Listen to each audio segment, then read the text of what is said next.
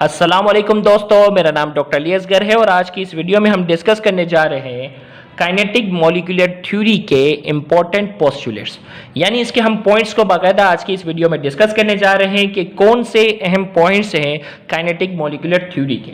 तो इस लेक्चर को शुरू करने से पहले आपसे रिक्वेस्ट करेंगे कि अगर आपने अब तक हमारे इस चैनल को सब्सक्राइब नहीं किया, जो कि सिंध बोर्ड टीचिंग के नाम से है, तो काइंडली आज ही आप हमारे इस चैनल को सब्सक्राइब करें और साथ ही साथ बेल आइकन को लाजमी क्लिक करें ताकि हमारी अपलोड करदा तमाम वीडियोस की नोटिफिकेशन आपको रिसीव हो सके। तो आइए हम स्टार्ट करते हैं kinetic molecular theory of gas.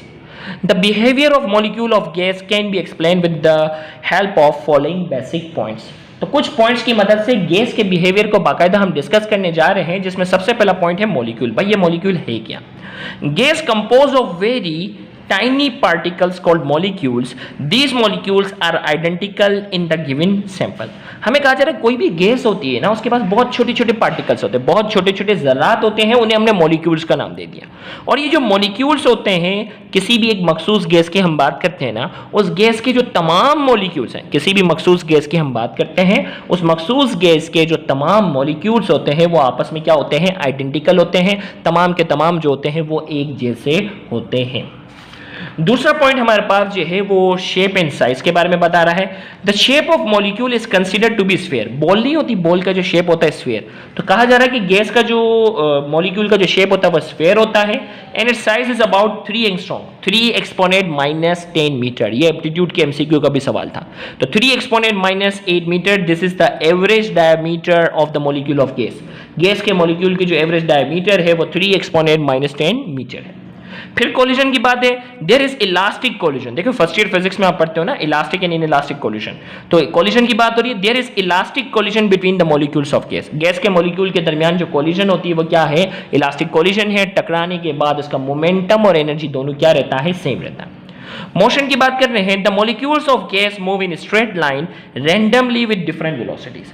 Gas के जो मॉलिक्यूल्स होते हैं ना, अगर एक बॉक्स यहां बना देते हैं तो ये कह रहा है कि स्ट्रेट लाइन में, जब तक ये मॉलिक्यूल यहां से यहां जाएगा बिल्कुल स्ट्रेट लाइन में जाएगा, अनलेस कि वो किसी चीज से टकरा जाए। टकरा के जाएगा तो यहां से यहां पे स्ट्रेट जाएगा।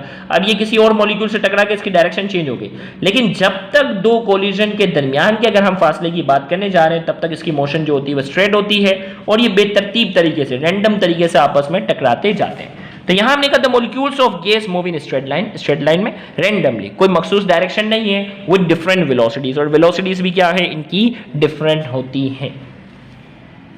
डिस्टेंस बिटवीन मॉलिक्यूल के दरमियान डिस्टेंस की बात हो रही है। The distance between the molecules of gas is very large as compare to their own size.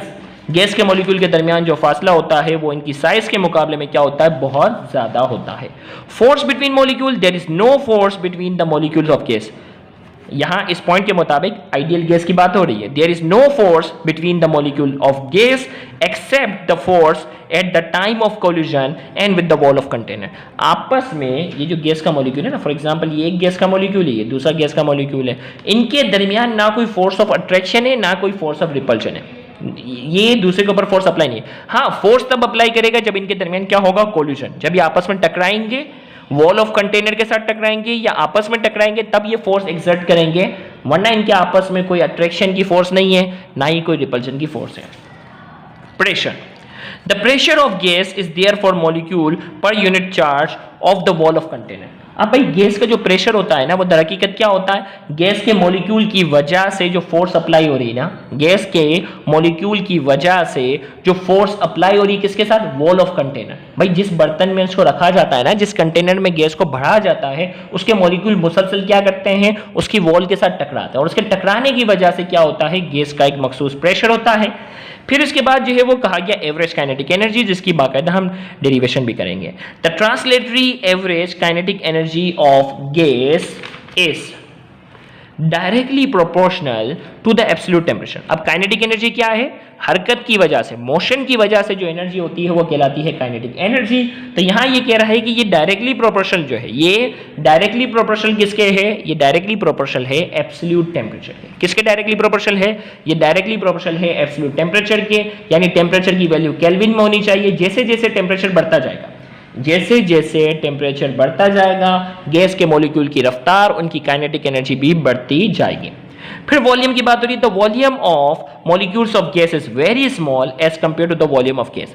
Gas के वॉल्यूम के मुकाबले में गैस के मॉलिक्यूल का जो वॉल्यूम होता है वो क्या है, गैस के मॉलिक्यूल, देखो भाई ये बर्तन में गैस है ना, अब इसके मॉलिक्यूल का जो वॉल्यूम है वो इस पूरी गैस के मुकाबले में क्या होता है, बहुत ही कम होता है। अब ये वो कह रहा है at STP 1 metre cube gas contain 3 exponent 25 molecule, ये भी एप्टीट्यूड में आ चुका।